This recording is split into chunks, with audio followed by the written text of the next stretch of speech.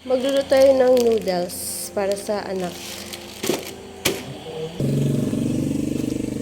Kuha ako ng leaves, konti lang, basil leaves. Dagdag natin sa noodles. Saka dahon ng sili.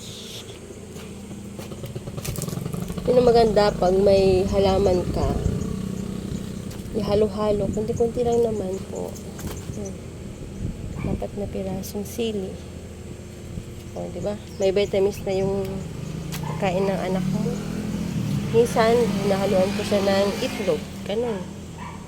Kaya mga nanay, tanim-tanim na kayo para sa mga anak niyo. Mga hindi mahilig kumain ng gulay. Nakakatulong naman to kahit konti.